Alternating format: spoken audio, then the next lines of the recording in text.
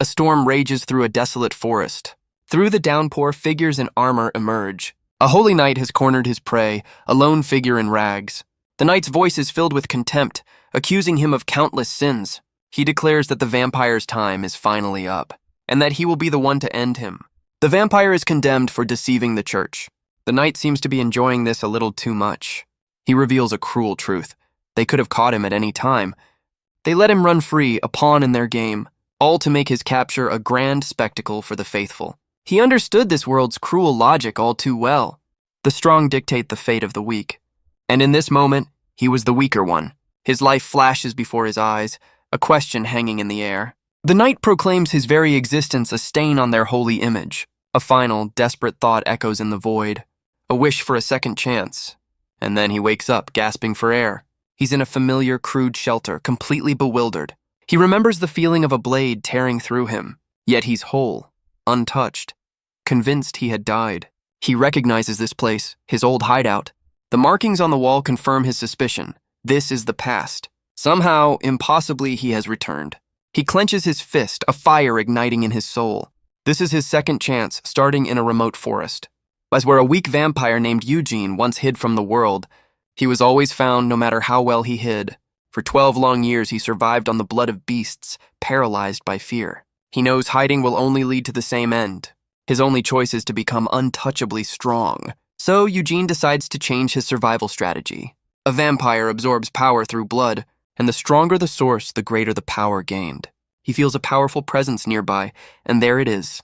The master of this forest, a monstrous beast, lunges from the trees. And our boy's reaction? A big, toothy grin. Totally normal.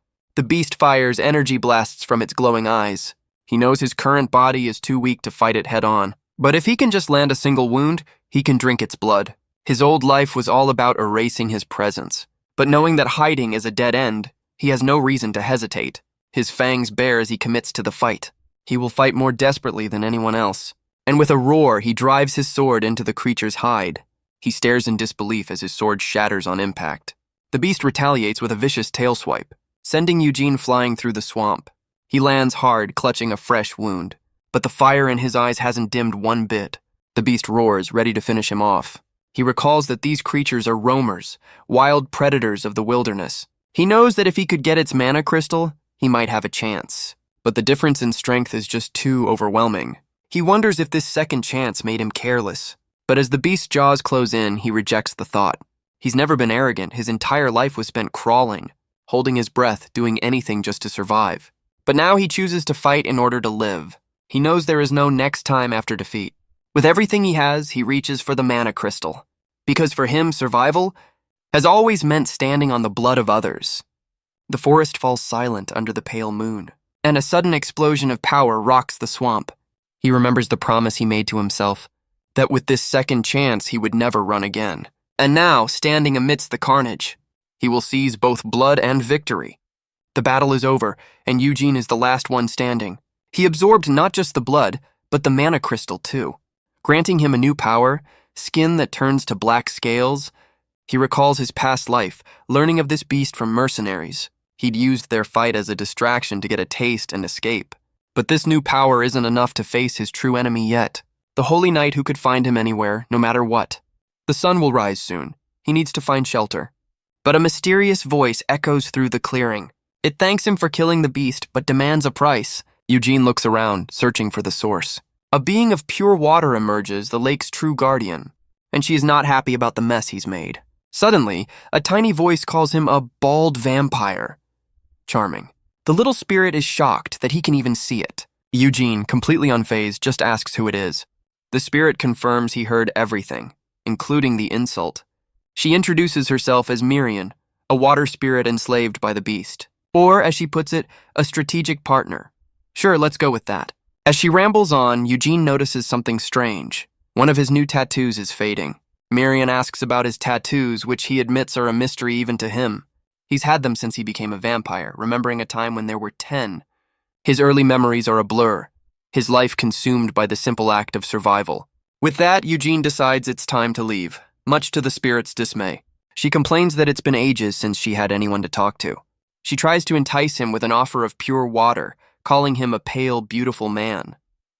She insists her special water will do wonders for his complexion, and then proceeds to spit it at him, an offer Eugene promptly refuses. She desperately lists her other skills, but he's already walking away.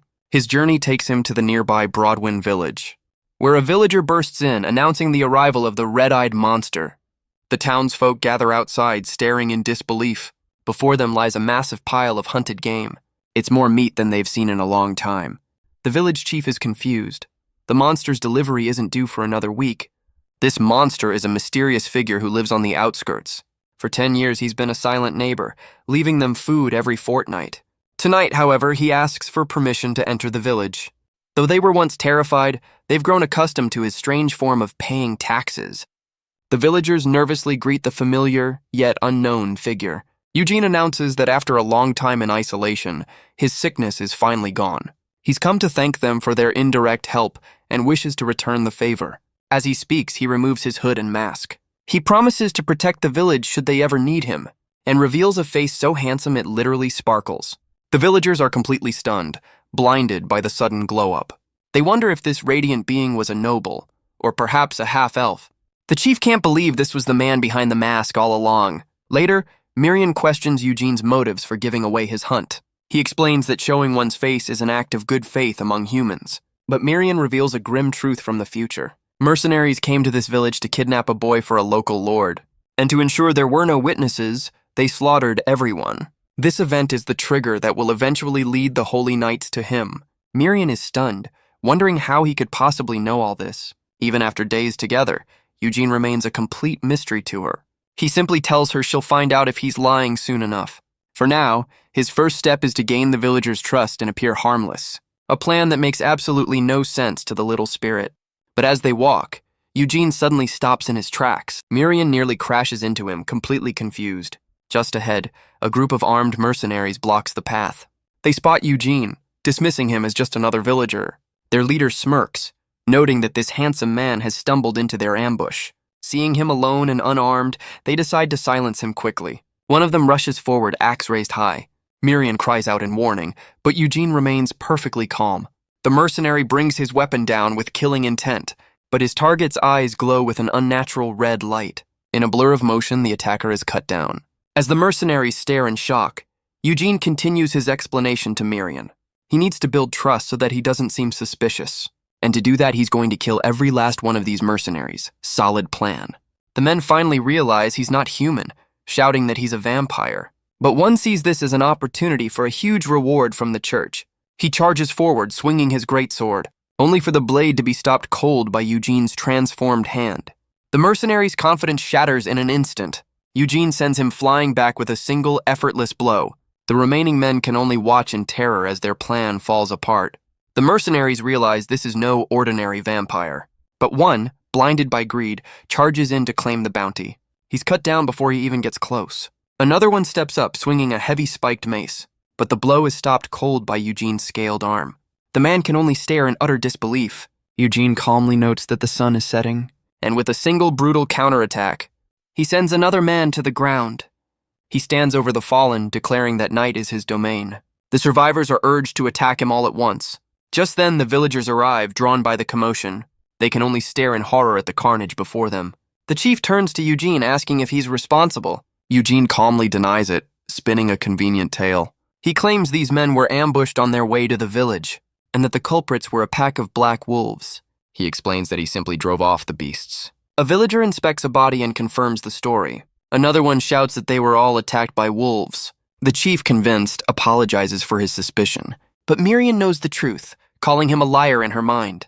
She recalls how the wolves appeared after the fight, and how Eugene used their bodies to stage the scene. Our boy's got a future in theater. Miriam can't understand why he's so obsessed with his image. She senses there's a deeper plan at play. Eugene then presents a letter he supposedly found. The chief recognizes the seal of the local lord, Sir Terwin. His expression turns to one of pure shock as he reads. He desperately calls out for a villager named Felid. The letter reveals a shocking secret. Felid is Sir Terwin's illegitimate son, and the villagers realize the mercenaries were here to kidnap a noble in their midst. Back in the forest, the mercenary leader recalls his utter shock. He couldn't believe how fast Eugene had cut down his men. His remaining soldiers knew that retreat meant certain death.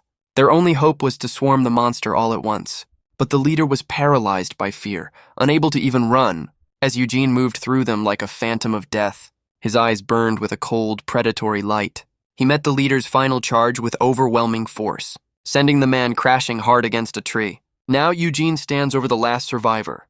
The man can only beg for his life amidst the carnage. He asks why Eugene targeted them, if this was all a trap. He pleads that they were only following orders. Eugene's voice is ice as he demands to know their mission, claiming the village as his own. The leader quickly apologizes, swearing they weren't hunting his kind. He confesses they were sent to find the hidden son of the Terwin family. But Eugene sees through the lie, questioning why so many men were needed. He asks if their true plan was to silence every witness. The man breaks, admitting they were hired by other members of the Terwin family. Their mission was simply to kidnap the boy, bringing extra muscle just in case. But one name from the confession ignites a familiar rage in Eugene's soul. Verthel Tyrwin, the commander of the vampire hunters who ended his first life. He realizes Verthel wouldn't have ordered a massacre. That was the mercenary's own greed. And that massacre is what led the paladins right to his doorstep in the past. The leader continues to beg, swearing he would have stayed away if he'd known. Eugene turns his back, telling him to watch for wolves on his way out. A little parting advice. The man can't believe his luck, stammering out his thanks for the mercy shown. Mercy that never comes. Miriam questions his ruthlessness, but Eugene is resolute. He explains that the man knows his secret and cannot be allowed to live. Besides, the wolves are already here and they look hungry. Back in the village, the chief confirms the mercenaries' mission. The townsfolk panic, realizing the Lord's men were killed on their watch. Eugene steps forward, offering to escort the boy himself. The chief is stunned, unable to ask such a thing of him. But Eugene insists, claiming a knight would never refuse to help. Our boy's got some nerve. Miriam can't believe what she's hearing. The villagers are completely floored by the mention of a knight. Even Miriam is losing her cool, shouting his name in disbelief. Eugene offers a formal and completely fabricated introduction.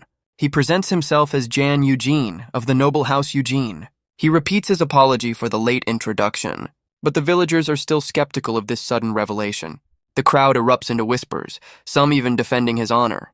Miriam thinks he's gone too far, but Eugene explains his logic. These simple folk have never met a noble. They won't know the difference. And just like that, they're hooked, bombarding him with questions. He gives a vague but convincing story about his life in seclusion. The chief laments their inability to reward him, but Eugene has a simple request. He only asks for a place to rest, an offer the chief happily accepts. The next morning, Eugene looks out over the quiet village. He examines his hand, recalling the power he gained from the forest master. His eyes glow with the beast's predatory light. The black scales spread across his skin. He discovers they offer some protection from the sun, a welcome surprise. Miriam, however, is quick to point out a flaw in his noble persona. He can't read. Eugene isn't concerned as he plans to leave soon anyway, but Miriam presses him, demanding to know his true goal. He explains to Miriam that he's already gained social status, because humans trust authority more than any fancy words. Miriam points out that this flimsy lie will only work on simple villagers, but Eugene is determined to turn this lie into the absolute truth. The chief hands him a letter of introduction, asking him to take care of Felid. The boy in question steps forward, introducing himself as Felid. Eugene greets him, his mind already plotting to use the boy to become a real noble. And so, with the villagers' blessing, their journey begins. They travel through the wilderness, eventually spotting a town in the distance. Felid confirms it's their destination, surprising Eugene with his ability to read. The boy explains that his mother, though of low status, was taught by someone she loved. He never knew that person was a noble, and Miriam sees an opportunity for Eugene. Eugene promptly asks Felid to teach him how to read, much to the boy's shock. Felid is confused, wondering how a knight could be illiterate. Eugene spins a sob story about his fallen family and a life of combat. And with that, they continue on their way. Eugene's strategy is simple. Let them doubt, then make them believe. Miriam has to admit his acting is top-notch, but she warns him that too many lies could backfire. A quick glance at Felid, however, shows the boy is already completely sold. Felid apologizes, admitting he was suspicious of Eugene at first. He confesses that the villagers calling him a monster had biased him, but now he'll judge for himself, accepting that a warrior might neglect his studies. He even offers to teach Eugene in secret to avoid any embarrassment. As Felid asks to learn more, a glint appears in Eugene's eye. Suddenly, a blade flashes past Felid's face. The boy recoils in terror, a throwing knife embedded in the rock beside him. They've walked right into an ambush on the narrow mountain path. A group of armed thugs emerges, looking for trouble. Felid's eyes widen in terror as he realizes they're bandits. The leader smirks, confirming the boy's fear. He orders them to hand over their belongings or else... But before he can finish his threat, Eugene is already moving. In a flash of red, the bandit leader is cut down. Felid can only watch in shock as his protector becomes a blur. The remaining thugs cry out as their boss falls. Eugene feels his body move with a new, nimble speed. An enraged bandit charges forward, swinging a crude axe. But he's met with the same swift, brutal efficiency. Eugene carves a path through the ambushers. One of them stumbles back, desperately calling for help. But there is no escape from the hooded figure. His plea is cut short by a final, decisive strike. In moments, the mountain path is littered with the fallen. Eugene wonders why humans prey on those weaker than them. He questions if weakness is an invitation for torment.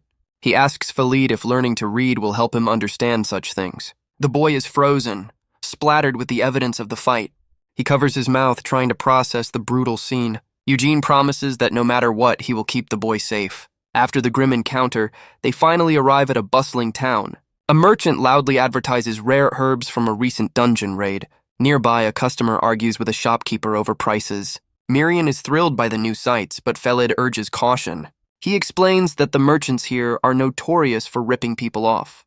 As if on cue, a man demands a refund for an overpriced item. Eugene notes that being careful is a luxury he can't afford without any money. He tells Felid to wait as he steps into a leather goods shop. He presents a massive pelt, asking the shopkeeper to name his price. The shopkeeper recognizes the pelts as black wolf leather, a rare find in these parts. He gives the hooded figure a sharp, calculating look. Eugene remains perfectly still, his face hidden in shadow. The man sizes him up, noting the worn clothes of a simple wanderer. He grins, thinking this stranger will be easy to swindle. He claims the leather is damaged, offering a measly 18 silver coins. A true master of the lowball. But from under the hood, a pair of red eyes flashes with silent intensity. The shopkeeper recoils, startled by the sudden, unnerving gaze. A bead of sweat rolls down his face as the pressure mounts. He quickly changes his tune, admitting the rarity could justify a higher price. But Eugene's silent stare is all the answer he gets. The man nervously raises his offer to 23 coins, calling it a generous deal. The glowing red eye tells him he's still not even close. He stammers, upping the price again to 25 coins. Even Felid starts nervously bidding against him from the side. The merchant fumes, wondering just how much this silent stranger expects. He finally cracks, offering 30 silver coins as his absolute limit, which Eugene accepts. Later that night, by a campfire, Eugene practices his reading. He thinks the letters look like worms, admitting he has a long way to go. The strange script seems to mock him from the page. He reflects on his new practical clothes, a far cry from the silk robes of vampire lore. He's satisfied with the deal, but Miriam calls the merchant a pushover. She recalls the negotiation, thinking Eugene should have squeezed him for even more. Our girl's got a future in finance. Eugene simply says he needed something to block the sun, prompting Miriam to scold him for his lack of ambition. She paints a grand picture of the vampire life, luxury, power, and endless servants. Eugene asks how she knows so much, and she explains that other spirits told her stories. She passes on their wisdom, urging him to learn, then asks if he can even read. He bluntly says no. He asks what else she's good for, just as Felid calls out his name. The boy approaches, asking who Eugene was talking to. Eugene smoothly covers, claiming he was just talking to himself. Miriam notes the recent fight was a bit much for the boy. But Felid wakes up, ready for their late-night study session.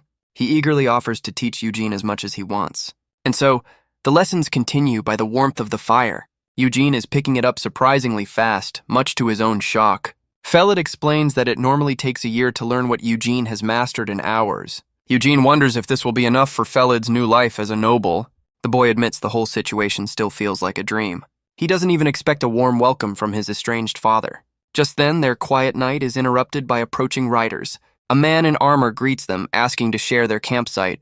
A classic nothing to see here entrance. Eugene is instantly on guard, his hand hovering near his weapon. The man notes their group includes a child and asks their destination. Knowing a lie would be too risky, Eugene tells him the truth.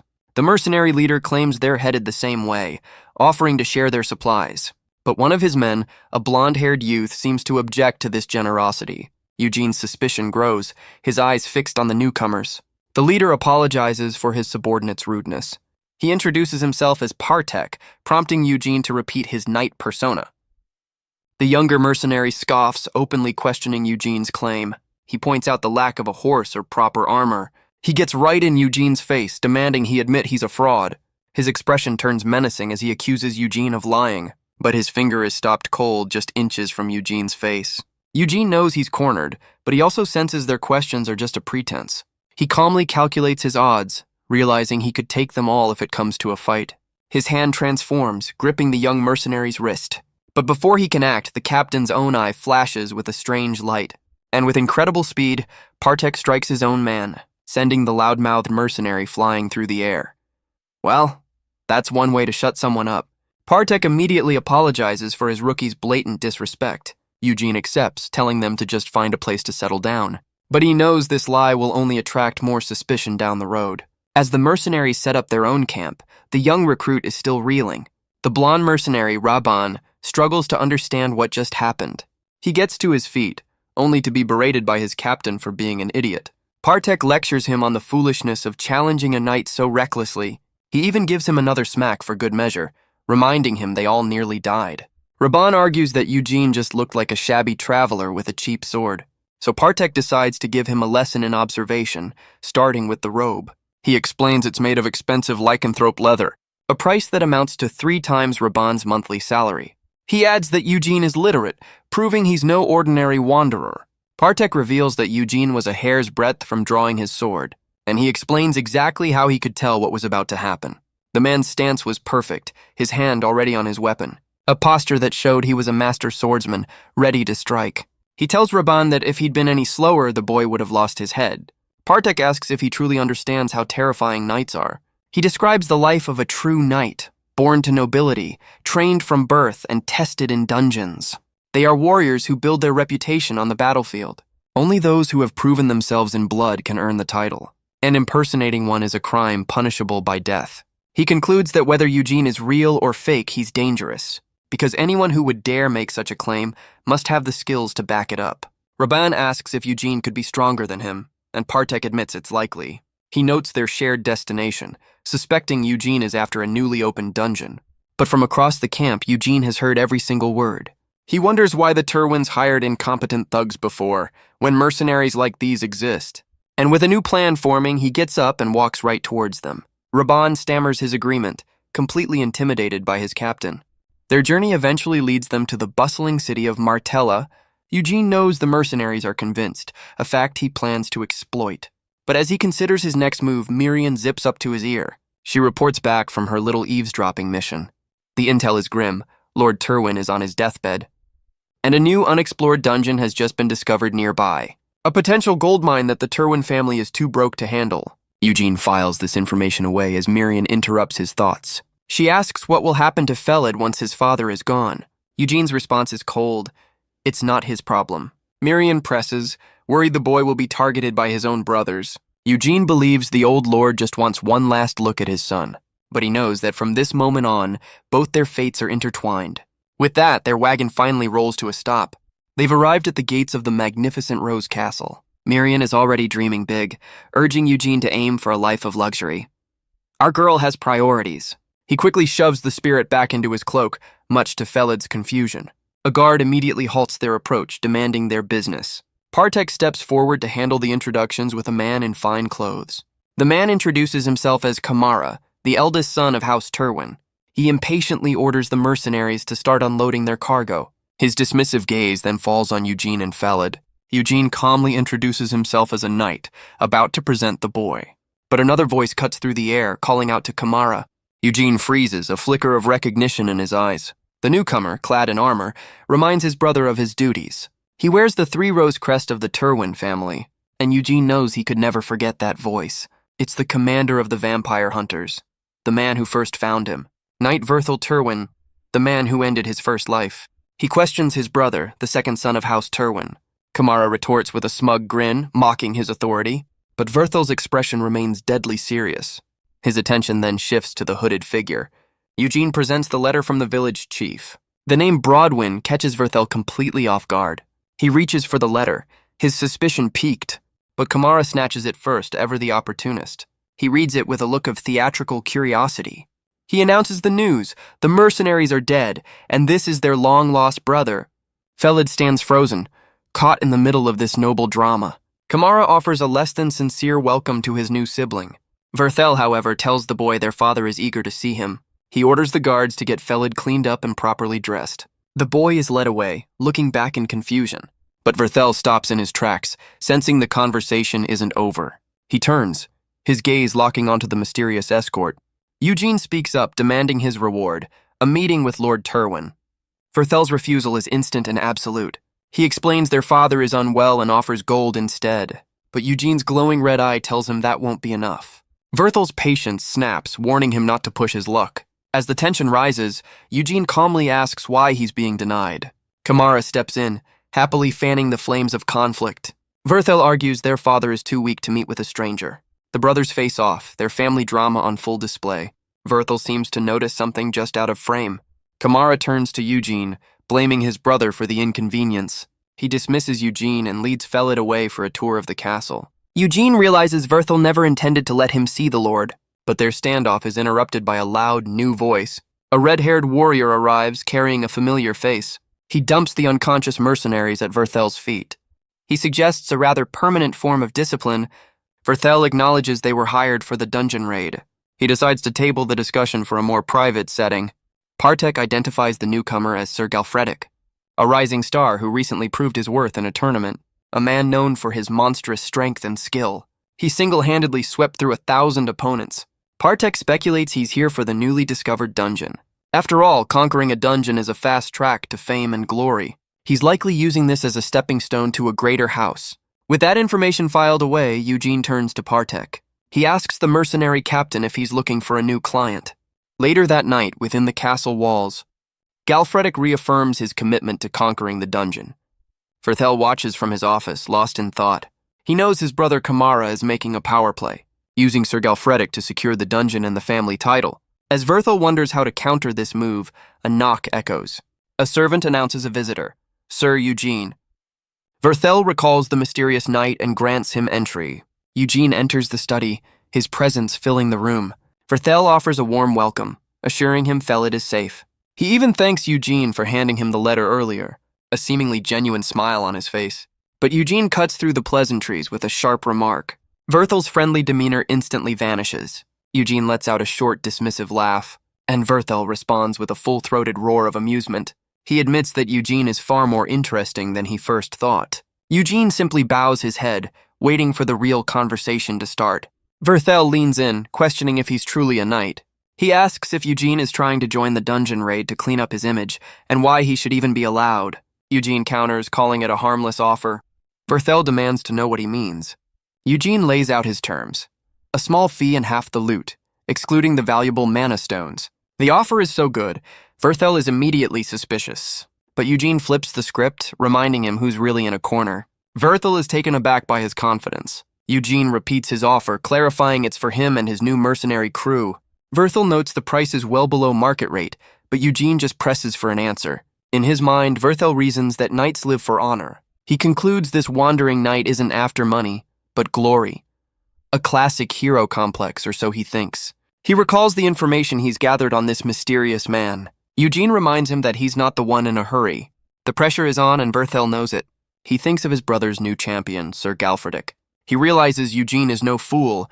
This man knows exactly how to play his hand. And with that, Verthel agrees to the deal. Later, Partek explains the finer points of their new arrangement. He tells Eugene that mana crystals are a hassle, but the byproducts are pure profit.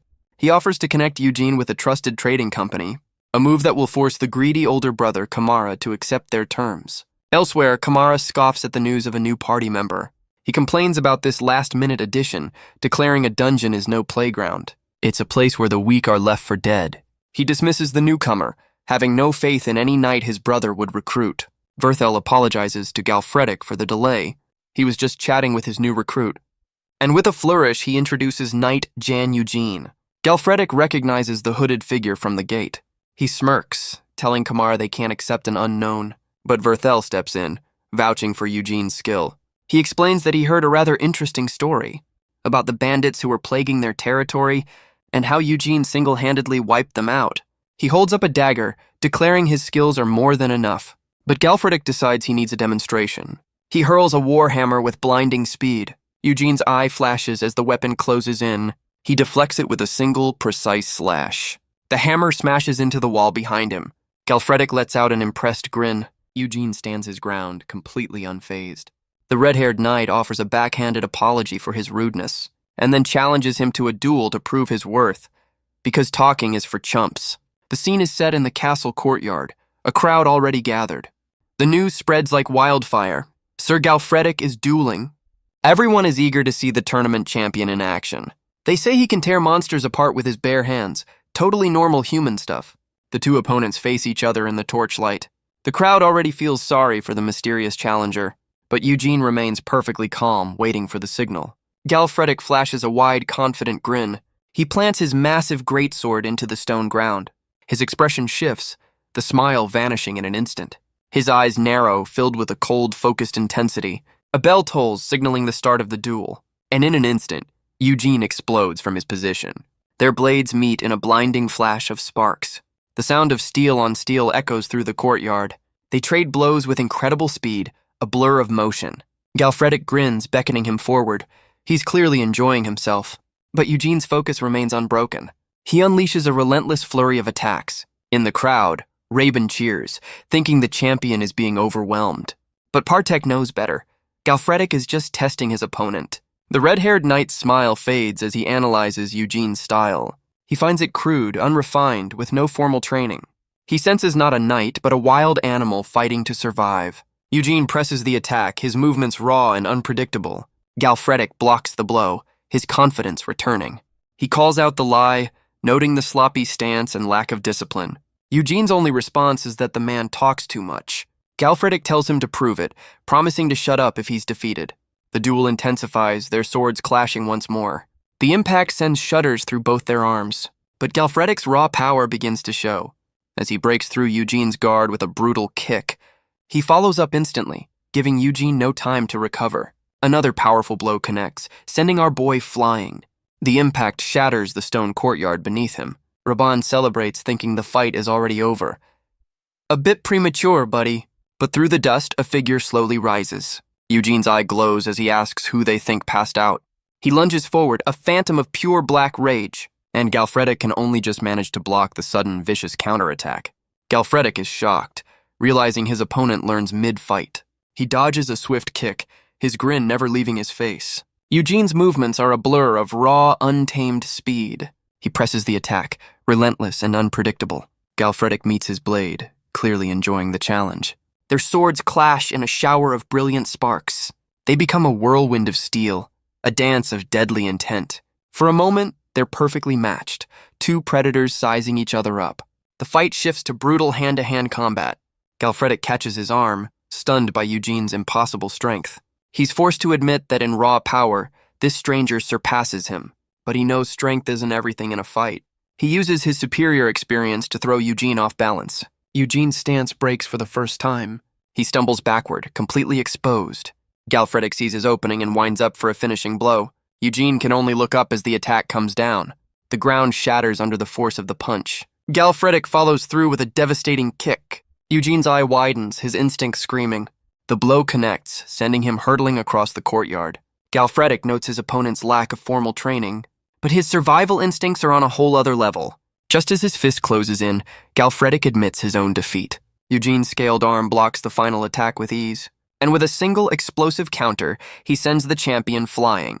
Galfredik crashes hard into the castle wall. He lies in the rubble, staring up at the night sky, completely defeated. The crowd is stunned into silence, unable to process what they just saw. And the winner is declared Knight Jan Eugene. The crowd erupts, unable to believe what they've just seen. Raban proudly cheers for their knight. He's a fan for life, apparently. Galfredik lies defeated amidst the rubble of the courtyard, but his eyes open, a flicker of life still in them. He looks up at the man who so thoroughly bested him, and with a surge of energy he rises to his feet. Eugene watches, ready for whatever comes next. Galfredik grabs his hand and raises it high, declaring him the winner. The courtyard chants his name, celebrating the new champion. But from the crowd, Kamara can only stare in utter disbelief. Later, a grand feast is laid out in Eugene's honor. The castle staff is all smiles, ready to serve their new guest. But Eugene looks less than thrilled with all the attention. A butler explains this is a gift from Lord Kamara himself. Miriam listens as they fuss over every little detail. She mocks the gesture as Eugene politely refuses the meal. The servants look crestfallen by his sudden rejection. He tells them to inform Kamara that he prefers solitude. The next day, Kamara greets him with a practiced smile. He notes that Eugene refused all his generous gifts. Just then, Robin rushes in, bowing eagerly to his new hero. He's followed by Galfredic, who's acting like his new best friend. The red-haired knight complains about his sore face. He points to his bruise, laughing it off completely. He's already asking for a rematch, much to Kamara's interest. Eugene reflects that his plan worked perfectly. But he's still not used to being the center of attention. Suddenly, a new face appears in the crowd. A young man calls out his name, and everyone turns to look. It's Felid, now cleaned up and looking like a proper noble. Elsewhere, under the cover of night, a man begs for his life. His desperate pleas are cut short by a brutal, shadowy attack. The attacker looks down at the mess, annoyed by the incompetence. It's Kamara, furious that the boy wasn't dealt with back in the village. Because of that failure, his entire plan has been derailed. His subordinate apologizes, but Kamara scoffs at the excuse. He grabs the man's face, questioning his very intelligence. His eyes glow with a cold, menacing light. He threatens to remove the man's eyes if they're just for decoration. Standard HR procedure, I'm sure. The other men can only watch in absolute terror. Kamara lets him go, pondering his next move. He can't just kill Eugene now that he's a celebrated guest. But a sinister idea begins to form in his mind. A plan that will also take care of the body disposal. His gaze falls on the sleeping Felid, his new target. Later, Eugene, now masked, explains the situation to the boy. Felid is in despair, realizing he was sent to the dungeon to die. What a warm family reunion. Eugene reminds him of the mercenaries who were supposedly attacked by wolves. He reveals they were likely sent by one of Felid's brothers. But Eugene tells him there is a way for him to survive this. A flicker of hope appears in the boy's eyes. Eugene makes his offer, become his servant. He explains that at 16, Felid is old enough to choose his own path. He can either wait for his brothers to finish the job, or he can fight back with everything he has. The day of the dungeon raid arrives, the massive gates looming before them. Galfredic briefs the party on their simple mission. Clear a path and retreat if a high-rank monster appears. In the back, a couple of porters are just happy they won't be on the front lines. One even plans to fake an injury to stay out of the fight entirely. But their departure is interrupted by Verthel, demanding to know where Felid is. A guard nervously points him in the right direction, where Felid is busy wishing Eugene a safe return. A sight that makes Verthel's blood boil. He storms over, shouting the boy's name, and angrily reminds him of his assigned position. Felid flinches, clearly terrified of his older brother. When the boy hesitates, Verthel grabs him by the arm and finds himself staring into Eugene's cold, unblinking eyes. He tries to drag Felid away, his patience completely gone. But his hand is stopped by a grip of solid steel. Verthel can only stare, stunned by the blatant defiance. Eugene calmly questions the logic of sending a novice into a dungeon. Verthel shoves him back, claiming it's just tough love. A likely story. He tells Eugene to know his place and stay out of family matters. But Eugene suggests that Verthel is the one who's out of line. He then drops a bombshell. Felid is now his servant, and he has a whole crowd of witnesses to back him up. He declares their bond is now thicker than blood, and a threat to the boy is a threat to him. He even offers a little pre-dungeon duel if Verthel disagrees. Verthel is speechless, demanding to know who gave him permission. Eugene points out that taking in the boy will only hinder his future. Meanwhile, the porters gossip about the knight's incredible skill. One jokes it would take a second lifetime to get that strong, further enraging Verthel. Just then, Kamara arrives to stir the pot, siding with Eugene. He reminds Verthel that Felid is an adult, free to choose his own path. Eugene knows that once you're a target, survival is never easy. And Verthel is left speechless, completely outmaneuvered. Eugene's lesson is simple. If you can't be strong, form a pack.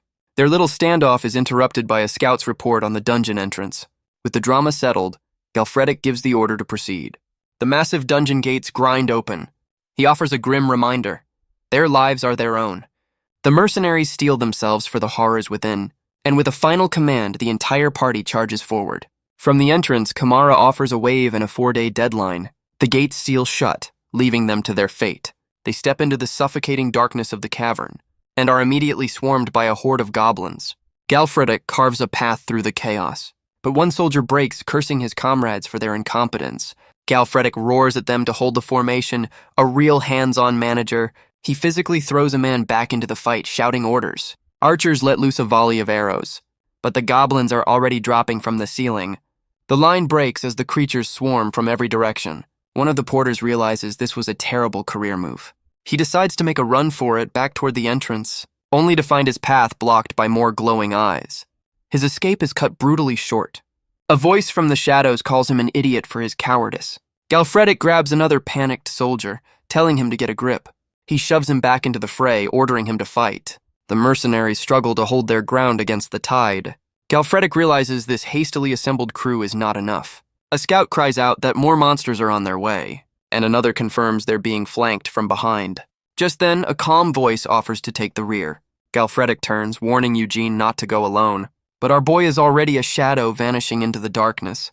Galfredic charges deeper into the cavern. He looks back, shouting at his struggling men. Suddenly, shadowy traps erupt from the stone floor. A goblin's weapon lies shattered in pieces. Galfredic orders Partek to cover his rear flank. He's stunned by how far Eugene has already gone. His eyes widen in complete disbelief. And just like that, Eugene reappears, holding a glowing flower. Galfredic can't believe he doesn't even know what it is. A true dungeon-crawling prodigy. He stands amidst the fallen, wondering how he's so strong. After the battle, the party tends to their wounded. A mercenary brings Eugene the collected mana crystals. He laments the small reward for so many kills. Eugene notes their blue color is different from the roamers. Mirian appears, calling the crystals small and disappointing. She explains that a monster's strength determines the crystal's size, and that powerful roamers like the one he fought are incredibly rare. Eugene realizes this dungeon crawl is a waste of his time. Just as Mirian asks about stronger monsters, he senses a new threat. He tells the exhausted party that their break is over. Galfredic rallies the men, threatening to punish any cowards. He tells Eugene he'll have to pull his weight at the front, because the next wave of monsters will be on another level. He explains that the dungeon's true masters use goblins as pawns, and they're about to face the intermediate-level monsters.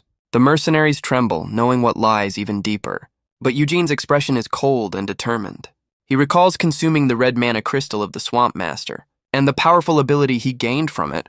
He wonders what new power awaits if he consumes another. He announces he can hear at least 50 footsteps approaching. Galfredic looks on, impressed by his incredible senses. He offers Eugene a spear, asking if he'd like to do the honors. With a flick of his wrist, Eugene sends it flying. The spear becomes a beam of red light, causing a massive explosion. Galfredic gives the order for the entire party to charge. He tells the men to follow and support their new vanguard. But Eugene is already a blur, carving through a horde of orcs. The mercenaries rush forward, offering to assist him. He moves like a phantom, a whirlwind of death and shadow. He lands a brutal, precise strike on an orc's eye. The creature falls, its head completely crushed. He continues his rampage, a dance of pure destruction. He deflects a clumsy attack with his own blade, and cuts down another monster without breaking his stride. He stands amidst the carnage, a feral grin on his face. The mercenaries can only watch, their image of a noble knight shattering. His arm transforms, the black scales spreading across his skin. He plunges his hand directly into a monster's hide. They recall the stories of noble swordsmanship, of justice and honor. But this was nothing like the knights they knew. Even the seasoned warriors are frozen in place, completely stunned. Galfredic realizes this fighting style is far from admirable. It was the raw, untamed style of a bloodthirsty beast. The battle is over, the cavern floor littered with the fallen. A medic desperately tends to a wounded soldier. The aftermath is grim, with casualties on both sides. Galfredic admits that most of his men can't push on. He knows it's not physical fatigue, but the mental shock of what they saw. He concludes that for now they can't advance any further. Galfredic suggests they withdraw, having met their objective. But Eugene isn't tired yet, calling it a waste to turn back. With no other choice, Galfredic rallies the terrified men to press on. Eugene's hand tightens on the fallen monster. He tells Galfredic to lead the main party out of the dungeon. From here on, only he and his mercenaries will proceed. Raban and the others immediately volunteer to join him. Galfredic wonders if this was an act of consideration for the exhausted soldiers. He realizes this man is redefining what it means to be a knight. And so a smaller, more determined party ventures deeper. Robin immediately regrets his decision, admitting he's terrified. He tries to reassure himself that Eugene can handle anything. Famous last words. But his foot crushes something small on the cavern floor. He looks down, a flicker of alarm in his eyes. It's just a spider. A very dead spider. And it has a whole lot of very large, very angry relatives. They're cave-great spiders, a swarm that uses acidic poison. Raban charges forward, trying to hold his ground. Partek shouts for them to fall back, but Eugene questions the order. He's already carving a path through the horde. To him, these numbers are nothing. Inspired, the mercenaries dive back into the fight. Eugene and Partek cover each other's backs in the chaos, but Robin is quickly overwhelmed, crying out for help. A spider lunges, its fangs bared for the kill, but a gloved hand stops it cold. Eugene's blade flashes, saving the young mercenary once again. Robin can only stare, completely stunned. Eugene looks down at him, his red eyes burning with intensity. He shoves the boy aside and continues his one-man war. Robin is in awe, wondering if Eugene is even human. He suggests they've done enough and should head back. But Partek is frozen, sensing a new, greater threat. His face fills with dread as he realizes what's coming. He recalls that some monsters have higher-ranked variants, and based on its sheer size, this is one of them. A monstrous spider lord descends from the ceiling. It's a true nightmare, the master of this cavern. Partek urges Eugene to retreat, knowing they're outmatched. But Eugene simply calls out to his men. He orders them to fall back, claiming this one as his own. Partek is stunned by the overwhelming pressure he feels. His very instincts are screaming at him to run for his life. Miriam notes they've surrendered to the sheer gap in power. Eugene asks if this new foe is as strong as the Swamp Master. Miriam confirms it's likely even stronger than that, which means its mana crystal will be an even greater prize. The Spider Lord lets out a terrifying roar, but Eugene just grins, ready to open his new treasure chest. Sometime later, a small spider descends from a web, only to be sliced in two by an unseen force. Eugene, now dressed as a noble, lowers his finger. He holds the mana crystal he took from the dungeon's lord. It has granted him a second ability, camouflage. By combining it with his scales, he can now walk in the sun. Finally, a vampire who can tan. A voice asks why he's no longer wearing his mask. The scene shifts to a celebration with Galfredik and the others. Eugene is the guest of honor at a lavish party. The noble ladies are captivated by his heroic tales. Miriam teases him as they praise his beauty, asking if he's part elf. But Eugene thinks this new elf theory is just making things more complicated. Galfredik, however, is convinced it's the only explanation that makes sense. He recalls Eugene's sharp eyes and keen hearing in the pitch-black dungeon, not to mention his monstrous strength and inhuman agility. He knew from the start that Eugene was no ordinary human, and he loudly celebrates his brilliant deduction that our boy has elven blood. He asks how someone so striking could have hidden in this region for so long. Eugene offers a vague, charming smile in response. He claims he never really tried to hide himself on purpose, a response that leaves the ladies swooning and Galfredik completely baffled. Galfredik notes his stoic delivery, which only makes the crowd love him more. Eugene realizes this convenient lie might actually come in handy. He reflects that the mana crystal gave him more than just a new power. The moment the tattoo disappeared, a flood of new memories hit him. He saw himself lying in a strange, unfamiliar bed. A woman's gentle hand was holding his own, and in that unfamiliar room, everyone's eyes were fixed on him. He wonders who the woman in that vision was, or if those memories even belonged to him in the first place. For a man with no past, the only thing he's ever known for sure is interrupted by Raban shouting his name. The young mercenary is desperately pleading for help. Galfredik has him in a headlock, calling him useless dead weight. Raban argues that Eugene isn't human, and any normal person would have fled. Galfredik twists his words, asking if he's calling their new hero a monster. Eugene tunes them out, lost in his own thoughts again. The name Eugene is his only anchor to the past, but now he has a theory. If he can erase the remaining tattoos one by one, he might finally learn the truth, beyond the lies of being a knight or an elf. He might finally discover who he truly was. A box is presented to the two knights. Inside is a gruesome certificate to prove Eugene's status. He accepts the official scroll, his new identity now secure. Elsewhere, Kamara watches as his father's health fails. The old lord worries about his ambitious younger son. Kamara promises to protect the domain. A likely story. With his final words, the lord gives some parting advice. He tells Felid a true leader must look after his people, and with that, Lord Terwin passes away. The court gathers to mourn their fallen leader, but not everyone shares the same sentiment. Kamara can barely contain his triumphant rage. As the sun sets on Rose Castle, Galfredik prepares to take his leave. He asks Eugene if he truly intends to stay behind. Eugene confirms he's heading back into the dungeon. Galfredik laments the missed opportunity for a new connection. He reaches out his hand to his newfound rival. It was an honor, he says, to cross swords with him. He hopes their next meeting will be as allies. Eugene considers the gesture for a moment. Their hands meet in the middle, a handshake sealing their mutual respect. As Galfredick rides off, Eugene tells his men to prepare. Felid is confused, asking why they're leaving too. Partek explains a fundamental rule. Knights ride horses. They're off to get Eugene a proper mount and sell their loot. Felid is fired up, ready to serve his new master. But Eugene shuts him down with a cold dismissal. The boy can only stare, completely heartbroken. At a bustling port, a young man struggles under the weight of his cargo. Their journey has brought them to Marin, the greatest commerce city in the kingdom. And as they arrive, their reputation has already preceded them. Raban proudly boasts to the crowd about their massive haul of dungeon loot. He's a natural hype man.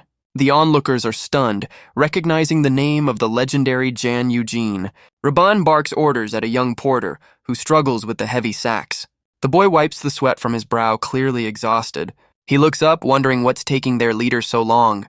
Inside, Eugene and Partek are deep in negotiations. A man named Billmore introduces himself, ready to handle their goods. Eugene listens as the man drones on, surprised Partek's connections are this legitimate. He knows this is a valuable link to a world he doesn't understand. But just as Billmore makes his pitch, the door is thrown open. A well-dressed man barges in, demanding to see Sir Eugene. Both Eugene and Partek are caught completely off guard. Partek leans in, warning that things are about to get complicated. He explains the newcomer is a secretary to the company's deputy manager. In other words, he's a much bigger deal than the man they're talking to, and he's likely here to try and swindle them with a lower price. Partek advises caution, a word Eugene quietly considers. The secretary Grail shoves Billmore aside with contempt. He addresses Eugene, acknowledging the rumors spreading through the city. He dismisses the stories as a simple tactic to inflate the goods' value. He invites Eugene to leave, thinking he can easily manipulate this simple knight. But a sudden, chilling pressure fills the room. He meets Eugene's gaze, a silent and unnerving stare. Grail quickly backpedals, offering a more formal introduction. Eugene questions his offer of a better opportunity. The man stammers, clarifying it's a chance to sell on better terms. But Eugene's piercing red eye asks the question again, without a single word. Grail is stunned, realizing the deputy manager herself is involved. He quickly apologizes for his rudeness, and with that, he makes a very hasty exit. Billmore is moved to tears, thanking Eugene for his loyalty. He pledges his full support, an offer Eugene is happy to hear. The merchant eagerly asks when they can begin. Eugene tells him the time is now, and to get out of his office. Elsewhere, Grail reports his failure to his superior. The deputy manager isn't surprised, noting the pride of knights. She decides they'll just have to play a different kind of game, especially against a poor knight who doesn't even own a horse. A classic burn. She orders her men to deliver a gift he can't possibly refuse. Back on the street, Felid is shocked by his new orders. Eugene tells him to stay behind and manage their sales. The boy asks why he's being left behind once more. He wonders if it's because he's not strong enough to follow. Eugene simply asks him what a retainer's duty is. The boy correctly answers that it's to offer support. And Eugene explains that's exactly what he needs him to do. His mission is to build their fortune while Eugene is away. He'll learn the ways of business from their new merchant ally. Felid realizes he owes Eugene his life, and this is his way to repay him. Eugene even promises to teach him the sword once they have the funds. He tells the boy that one day he'll need his support in battle too. The promise leaves Felid completely stunned. But his expression quickly turns to one of resolve. He accepts his mission without another moment of hesitation. With that settled, the group heads back into the city. Eugene notes how quickly their new fortune has vanished. Looks like someone needs a budget. Even Miriam feels the sting of their empty coin purse. As they walk, a glint of light catches Eugene's eye. Before them stands a magnificent suit of plate armor. Partek calls it a knight's dream, but Eugene just sees a price tag. He learns it's a treasure beyond the reach of most nobles. Their window shopping is cut short by a frantic Raban. He screams that a massive horde of roamers is attacking the city. They're breaking through the eastern forest, overwhelming the local guilds. Partek sees an opportunity, but Eugene isn't convinced. Raban begins to explain the very simple logic. Unlike dungeons, roamer hunts are pure, untaxed profit. In other words, it's a giant pile of cash just waiting for them. Our boy's got his priorities straight. That's all the convincing Eugene needs. But just as they're about to leave, a voice calls out.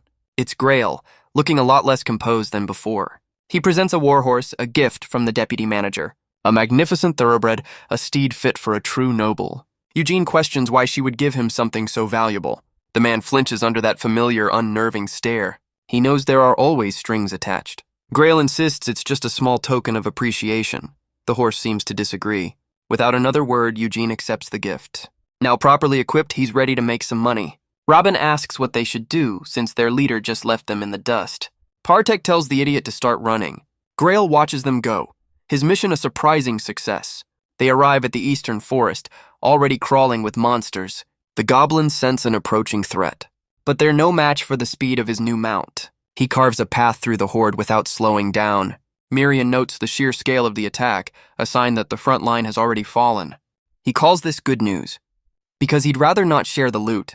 With that, he charges deeper into the forest, his new mount thundering across the ground, a blur of speed under the midday sun. He rides toward the sounds of battle, where a lone knight is holding the line, a blonde warrior completely surrounded. The horde closes in, ready to overwhelm her. Her own horse panics, throwing her to the ground, and promptly abandons her to her fate. Great teamwork. She tries to make a heroic last stand, but her bravado quickly turns to panic as the monsters stare down at their cornered prey. Her cry for help echoing through the clearing, but just as they lunge, a flash of steel cuts through the horde. Eugene arrives, a phantom of death on horseback. He carves a path through the monsters with ease. The blonde knight can only watch in disbelief as he single-handedly clears the area around her. She thanks him, asking for his name, completely oblivious to the monster behind her. She asks for his name again, still smiling. Eugene questions if that's really important right now. She grins, admitting he has a point, and promises to ask again once they survive. Later, she recounts a very dramatic version of events, claiming she and the mysterious knight saved the city, and the crowd eagerly asks for the hero's name. She points to the crowd, announcing the hero's name, Jan Eugene. The name ripples through the onlookers, who recognize him from the Terwin dungeon raid. And just like that, the entire city is chanting his name. From a high window, a figure in red watches the celebration. It's the mayor of Marin, Louis Palin, who notes that Eugene's fame is growing too fast. But his granddaughter, Priscilla, assures him everything is under control. She hopes he becomes even more famous because the higher you fly, the harder you fall. Elsewhere, Felid discusses business with an associate. Priscilla reveals she's investigated the boy, learning he's a hidden child of the Terwin family. The mayor's eyes light up with a new, cunning idea. She explains that Eugene is trying to sponsor the boy, building a fortune for him. The mayor sees her plan, to use this connection to build a relationship with the Terwins. He decides to send Eugene a gift, a proper reward for the city's hero. Priscilla thanks him, her own scheme falling perfectly into place. Later that night, under a pale moon, Priscilla muses that the thirsty will always seek water. She sips from her cup, explaining a merchant's true purpose, and that is to dig a well before the right person gets thirsty. She waits for her target to come to her. A door handle turns, signaling his arrival. She expects him to walk in without resistance or doubt. She offers a welcoming, predatory smile, and in walks Eugene, now clad in magnificent red and black armor. He's here to offer his thanks, confirming her identity. She sizes him up, a beautiful man with the strength to crush a troll. She can already tell he's different from any knight she's ever met. She compliments the armor, a gift from the mayor himself. It's forged from special steel and ogre bones, strong enough to repel a dragon's fang. Eugene simply says he'll count on its sturdiness in the next dungeon. He thanks her for the lodging, noting his mercenaries are now ready for anything. She offers him her gratitude and a brand new proposal, but Eugene cuts her off, announcing his immediate departure. He promises to return after clearing the Terwin dungeon, but then reconsiders, saying this might be their last meeting after all. He's only interested in collecting mana crystals this time. And with a simple goodbye, he turns to leave her fuming. He stops at her command, but doesn't turn around. She regains her composure, asking if he's sure he wants to leave. She calls him out, telling him not to play dumb. She lists all the gifts he's received: armor, a horse, fine lodging, and points out that his sales don't even cover half the cost. She asks if he truly doesn't understand that everything has a price, or if she needs to remind the people of Marin that their so-called hero is a man with no honor. She lays her trap, asking if he has anything to say for himself, but Eugene just offers a small, knowing smirk. He finds the entire situation ridiculous. She ordered him around, gave him unwanted gifts, and now demands payment. And he asks if a mere merchant is really trying to threaten him. The sheer pressure of his gaze leaves her speechless. Her associates can only watch in shock as her plan completely crumbles. He clarifies that his contract is with Billmore, not her. He agrees that everything has a price, and warns her she'll soon find out what his is. He paints a new picture for her, the city persecuting its own hero. A story that will ensure no knight ever helps Marin again. Partek offers a backhanded apology as they turn to leave. She realizes that with a different approach, they could have been allies. Billmore, caught in the middle, tries to salvage the situation. But Eugene is already gone, leaving her to deal with the consequences. Priscilla bows her head, offering a formal apology. She admits her judgment was clouded and asks to start over. She proposes a new deal, promising it will be in his favor. In her mind, she notes how different he is from other knights. She realizes this man is far too dangerous to toy with, and her merchant's instincts scream that she can't let him go. A new, determined smile spreads across her face. Eugene, still seated, agrees to at least hear her out, but he warns her that the offer better be a good one. She thanks him for the opportunity to make her pitch. Later, the party rides through the forest looking much more official. Partek congratulates him on securing such a favorable contract. He explains the Palin Company's influence is too vast to ignore. Their offer of unlimited dungeon access is an incredible opportunity. Partek praises his brilliant negotiation tactics, but Eugene looks annoyed. He simply says he was just speaking his mind. Our boy, the accidental genius. But their path is suddenly blocked by another group of mercenaries. Their leader mocks Eugene's appearance, questioning his skill. Miriam is personally offended as Partek calls out to their leader. A familiar face steps forward. Kamara, the new Lord Terwin. Eugene dismounts, acknowledging the man's new title. Kamara explains that his brother hired new mercenaries, but something feels off. He recalls the last group, the ones supposedly killed by wolves, and notes this new crew gives off the same unsavory vibe. Eugene's eye narrows, processing the new information. Kamara then makes his offer, for Eugene to lead the dungeon party. The mercenary leader steps forward, clearly unhappy with the arrangement. He asks if he'll become commander if Eugene dies in the dungeon. Well, that's not ominous at all. Eugene's men are stunned by the blatant threat. The man justifies his words, claiming they must prepare for the worst. Eugene accepts the challenge with a cold, knowing look. The man jokes that if he falls, his bald second-in-command can take over. Miriam is personally offended by the insult, but Eugene already knows the score. This is all part of Verthel's plan to have him eliminated in the dungeon. But Eugene remembers his past and he will not be a pawn again. Inside the dungeon, the party is immediately swarmed by goblins. Eugene moves like a phantom, cutting down the first wave. He carves a path through the horde with brutal efficiency, his blade a blur of motion against the tide of monsters. He doesn't even break a sweat. The mercenary leader watches, admitting the rumors were true. Eugene is single-handedly doing the work of the entire party. His presence is like an impenetrable shield for the men behind him. The leader knows he just needs to wait for the right moment. Just one chance to land a single poison-laced strike. Eugene announces they're entering a more dangerous area. He warns that only those who can keep up should follow. The mercenaries cheer, eager to prove themselves. Or so it seems. But their leader stops his own men, telling them to wait. He explains that Sir Eugene has a different plan in mind. And so, Eugene walks into the darkness alone. He reflects that this is far less entertaining without Galfredic. He recalls the red-haired knight's confident smile. He was an excellent leader who always took the front line. With him, even this weak party might have stood a chance. Now Eugene finds himself curious. He wonders how Galfredic would handle this situation. As the mercenaries prepare their ambush from the shadows, they surround him, their leader glad he's finally dropped the act. Eugene agrees and summons a massive water elemental to greet them. The elemental unleashes a torrent of water, extinguishing their torches. The men panic, shocked that this knight can also use magic. Plunged into darkness, they stumble around in complete confusion. One complains he can't see and is immediately silenced by a shadow. The leader shouts for them to fight back against the unseen attacker. But in the chaos, they begin to strike down their own allies. The cavern fills with the sounds of their own men falling. And through it all, Eugene moves like a phantom of death. Team-building exercise going great, I see. The leader realizes this darkness only makes Eugene's hunt easier. He desperately tries to activate a magic light stone, but the stone fails to ignite, leaving him sweating in the dark. He freezes, wondering why everything has suddenly gone quiet. A single footstep echoes from the shadows behind him, and Eugene appears, asking if he needs a little fire. He offers to help, noting how inconvenient human eyes are. He then crushes the man's light stone in his hand. The flash illuminates the carnage of the fallen mercenaries. Eugene asks if he can now see who was hunting whom. The leader can only curse, realizing he was the prey all along. Eugene's fangs are bared, his patience finally at an end.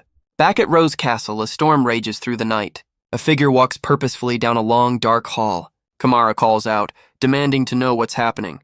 Eugene stands by a window, his back to the commotion. His expression is cold, his mission now complete. Kamara asks if the rumors he's heard are true. He demands to know what's going on, gesturing to the floor.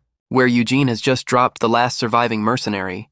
Kamara is stunned to see the mercenary captain, Maverick. The man confesses he tried to kill Eugene on Verthel's orders, and Kamara looks absolutely thrilled. Verthel storms in, demanding to know how far Kamara will go. He insists Kamara is the one who's lost his senses. But Kamara just grins, telling Maverick to explain himself properly. Under Eugene's influence, the man begins a new, twisted confession. He declares that a wretch like him deserves to die, and with a sudden lunge, he throws himself through the window. Plummeting from the high castle tower, the brothers can only watch in shock, shouting his name. His body lands hard on a statue in the courtyard below. Well, that's one way to clean up a loose end.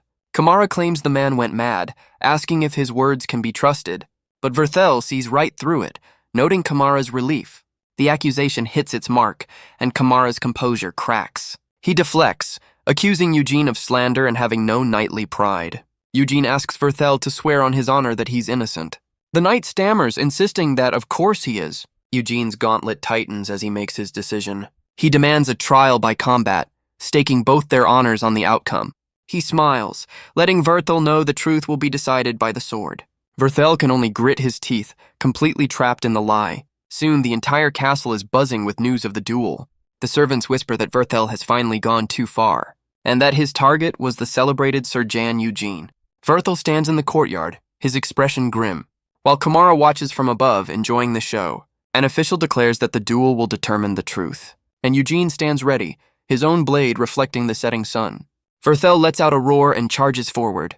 He swings his sword with all his might, but Eugene remains perfectly still, waiting for the strike. He stops the blade with a single punch, shattering the stone beneath him. The knight's blade grinds against Eugene's gauntlet, but Eugene's expression is one of pure contempt. He remembers this man's voice from his past life, and he can't believe this was the man who hunted him for a decade. Verthel is thrown back, his confidence shattering. Eugene presses the attack with blinding speed. The knight can barely keep up with the onslaught. His sword is sent flying from his grasp, and a brutal kick sends him to the stone floor. Eugene stands over him, ordering him to get up. Verthel's desperation turns into a manic grin. Looks like someone snapped. He was known for his skill with a blade, but this time, even the common folk can see the truth. From the castle entrance, Kamara watches his brother fall. Verthel realizes the gap in their strength is insurmountable. Eugene is simply on another level. His transformed hand moves in for the final blow, but Kamara finally steps in, calling an end to the duel. Eugene turns, questioning if it's truly over. Kamara holds his brother back, telling Eugene to stop. He declares that Verthel can no longer fight, making Eugene the winner. But Verthel refuses to accept his defeat. Kamara orders him to stand down. He tells him to accept his crimes and face judgment. The knight completely breaks down, screaming in denial, his rage now focused entirely on Eugene. He blames our boy for his downfall. Classic villain monologue. Claiming his life was perfect before he arrived. But Eugene's blade is already moving, drawing a single, perfect line across his neck. Verthel lies paralyzed on the ground, unable to move. He looks up to see his brother Kamara standing over him. Kamara tells him he should have taken the mercy that was offered. And with a final brutal strike, he ends his brother's life. Partek and Robin can only watch the grim outcome from the crowd. With the duel settled, Eugene and his men turn to leave. Kamara watches them go, his family's power now firmly in his grasp. Sometime later, they've returned to the bustling port city of Marin. Miriam asks if he feels any pity for the man he just used. She notes that Verthel was his first familiar, and he was discarded so easily. But Eugene feels nothing, recalling the man's weak will. He explains that leaving him alive would have exposed his secret. Besides, he would never let an enemy who challenged him live. Our boy holds a grudge. Miriam insists he needs slaves, but Eugene has no interest in such things. He knows that turning weaklings into familiars is just a liability. As he reaches for a door, he hears a familiar name from inside. He enters to find Priscilla, who's surprised he's been back for 2 weeks. Billmore and Priscilla both greet him warmly. The merchant congratulates him on clearing the dungeon, but Eugene cuts him off, demanding to know what happened to Galfredic. Priscilla's expression turns serious as she prepares to explain. She tells him that 2 weeks ago, Galfredic joined a different raid. He went missing after entering a dangerous labyrinth all by himself. They searched the lower levels but found nothing, fearing the worst. Eugene's eyes narrow, a new mission already forming. He rides out immediately, thundering through the forest. His journey takes him to the grand estate of House Evergrow, where a young noble welcomes him from a high balcony. Eugene thanks him for the reception but insists the matter is urgent. The man introduces himself as Jevin Evergrow and invites him inside. Eugene questions if Galfredic really acted on his own. Jevin confirms it, explaining the upper levels are forbidden territory, a place his family hasn't dared to enter for a century. It's the domain of the so-called Master of the Labyrinth. A new knight chimes in, blaming Galfredic's recklessness. This guy seems like a real charmer. Jevin introduces him as Sir Lugates, their house knight. Lugates smirks, noting he's heard of Eugene's duel. He boasts that he also defeated Galfredic in a tournament. But Eugene cuts him off, asking if that's important right now. The standing knight apologizes, admitting Galfredic is too valuable to lose. Jevin recalls that Eugene and Galfredic were close friends. Eugene reluctantly agrees, remembering the man's over-the-top personality. Jevin leans in, promising their full support for his rescue mission. He explains their grim history with the labyrinth's upper levels. Every party they've sent has vanished without a trace. Because of this, anyone missing for a month is declared dead. And Galfredic has already been gone for 3 weeks. With only 1 week left, all hope will be lost. Eugene's eyes glow with resolve, his mind made up. He stands to leave immediately, but Jevin stops him. He's told to wait 3 days while they prepare a new party. Eugene quietly accepts the offer of rest. But Jevin has one more thing to add to the deal. They've hired a new mage who will be assigned to his party. Later, walking through the city, Miriam complains about Lugates. She calls their story a load of nonsense, and Eugene agrees. He knows their explanation doesn't add up. He recalls Galfredic's plan to secure an appointment with the Count. The man was supposed to be rewarded, not sent on a suicide mission. Eugene wonders why the family would suddenly change their minds. Miriam overhears a rumor about another knight lost in the labyrinth. Nearby, a robed figure preaches of a ritual to summon a savior. He calls for a messiah to save them, but the crowd just calls him a cultist. Eugene notes the strange atmosphere, a town on the edge of panic. A young follower shoves a pamphlet into his hands, urging him to believe. He reads of wild beasts dying from earthquakes near the labyrinth. He wonders if the labyrinth collapsed and why Galfredic would enter. With that, he decides they're heading for the labyrinth right now. A new voice agrees, saying 3 days is too long to wait. The hooded mage turns, surprised to find a vampire in their midst. Eugene's eyes flash, his guard instantly up. The mage notes that vampires were supposedly wiped out by the Holy Knights. And yet here he is, walking around in broad daylight. Her hand glows with a sudden crimson energy. As the cultist continues his sermon, a new conflict is brewing. But her hand is stopped cold by an iron grip. Eugene demands to know her identity and how she knew what he was. He lifts her into the air, threatening to end her if she doesn't talk. The mage struggles, her confidence completely gone. She stammers out a single name, Blood Shadow. Miriam recognizes the term, a flicker of memory in her mind. And then it hits her, a look of pure shock on her face. She flies between them, shouting for Eugene to stop. He looks down, completely confused by the interruption. Miriam explains she's from a school of mages who serve vampires. And with that revelation, the mage promptly faints. Great first impression. Later, she's awake and furious, yelling at him for his methods. Eugene calmly points out that she was the one who started with the villain monologue. She collects herself, offering a more formal introduction. She is Syrah Noir, and her school has an affinity for sensing his kind. She explains that Jevin sent her to find him, and asks about his supposed deep friendship with Galfredic. Our boy is already planning the man's eulogy. She reveals she was part of the party when Galfredic vanished. Eugene asks her to explain exactly what happened. She agrees, saying she joined the raid for monster parts. The labyrinth was old, but the lower levels were considered safe. But as they advanced, a massive earthquake shook the cavern. The ground beneath her feet gave way and she began to fall. A hand reached out, grabbing her at the last second. It was Galfredic, who had been guarding their rear. He saved her, but fell into the chasm in her place. She recalls the other knights blaming Galfredic for the disaster. They were convinced he'd opened the forbidden upper levels. She felt she had to tell his friend the truth of his sacrifice. Though she admits she never expected that friend to be a vampire, Eugene realizes her story contradicts what Jevin told him. He wonders if Jevin lied, or if the truth was twisted. Syrah Noir then reveals there was something else she saw. Deep in the pit where the red-haired knight had fallen was a massive, glowing eye etched into the stone. Eugene's own eyes widen at the mention of the symbol. Syrah Noir connects it to the flyers from the cultists in the plaza. He remembers the strange pamphlet he was given. The symbol on it was an exact match. The cultists spoke of welcoming a savior with blood and flesh, and their leader declared that he would soon awaken. 3 days later, the rescue party is finally ready. Jevin asks if Eugene is excited to see his close friend. Eugene coldly replies that he'd rather not transport a body. Lugates scoffs, admitting Galfredic isn't one to die easily. He reasons that if Galfredic survived 3 weeks, he can last 3 more days. But their departure is interrupted by a group of hooded figures. They introduce themselves as Templars from a monastery under House Evergrow.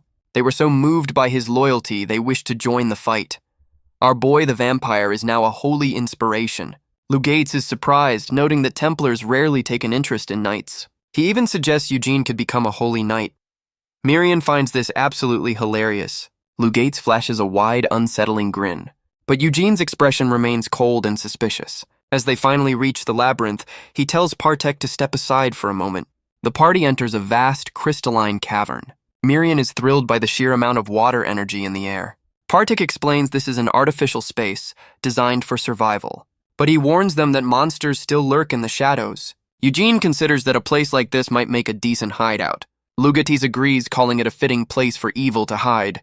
A little on the nose, don't you think? He compliments Eugene's skill, noting they haven't lost a single man. He then questions Eugene's trust in Galfredic, telling him not to be so impatient. He insists that right now, he is the one who should be trusted. He claims that House Evergrow has fully mapped out the labyrinth's traps. But Eugene points out that they still suffer casualties every time. Lou Gates dismisses them as necessary offerings to hope. And with a sinister smile, he promises they'll all make it out alive. Eugene's eyes glow, sensing the danger in those words. Just then, the entire cavern begins to shake violently. Lou Gates shouts that the labyrinth's layout is starting to change. He points Eugene toward a specific path. This is a section where the walls shift, revealing a shortcut to the upper levels. Cyrano cries out, confirming the earthquake is real. Eugene looks around, asking where this shortcut is supposed to be. Lou Gates grins, telling him it's right where he's standing. Eugene realizes this was no earthquake, but a trap all along. Cyrano panics, wondering what their goal is before spotting something ahead. Eugene's eyes widen, his composure finally breaking. Before them is Galfredic, bound and broken on a stone cross. Without a second thought, Eugene leaps into the darkness. He lands on the platform, his gaze fixed on his fallen friend. He reaches out, checking for any sign of life. He confirms that Galfredic is still breathing and can be saved. But Miriam calls out, sensing that something is terribly wrong. She points below, explaining she's felt a strange presence for a while. A sudden gust of wind rips through the chamber. They look around, trying to find the source of the disturbance. From the chasm below, a menacing red light begins to glow, and 2 massive, burning eyes open in the darkness. A monstrous head emerges, wreathed in violet flame. Its massive tail slams against the cavern wall. A colossal beast rises, the true master of this labyrinth. Looks like the welcoming committee is here. As Cyrano panics, Eugene orders her to protect Galfredic. The beast smashes its fists into the ground, ready for a fight. Eugene plants his foot, preparing to meet the challenge head-on. He launches himself forward, a blur of red and black. His eyes are locked on the target, his focus absolute. He soars through the air, his sword held high. His body twists, preparing for a devastating strike. Cyrano cries out in warning as the beast prepares to counter. Its massive arm swings with impossible speed. Bringing down a weapon the size of a building, Eugene clings to a ledge, questioning what the monster is doing. A massive glowing eye appears in the sky above. The beast's weapon slams down, shattering the very ground beneath them. The platform shatters, sending Galfredic plummeting into the abyss. Eugene's eyes burn with a cold, focused fury. He dives after him without a moment's hesitation. But the beast's massive hand closes in to intercept him. He screams his friend's name, his voice echoing in the chasm. Just then, Cyrano casts a spell from the ledge above. He roars at her, questioning what she's doing. She identifies the creature as a minotaur, a high-rank monster. She warns that even a vampire could fall to such a beast. But Eugene's resolve doesn't waver for an instant. He stops her mid-sentence, his blade inches from her face. He tells the maid she has overstepped her boundaries. She apologizes, but insists he can't just charge in to die. She begs him to calm down and think before he acts. She panics, realizing the labyrinth is far more dangerous than they thought. Eugene lands safely on a lower platform.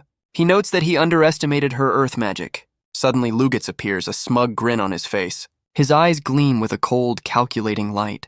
Cyrano realizes he never intended to save Galfredic at all, and a transformed hand grabs him by the throat. Eugene accuses him of being the one behind this entire trap. Lugatz plays innocent, claiming he was only helping. What a guy. He calls Eugene rude, his own composure never breaking.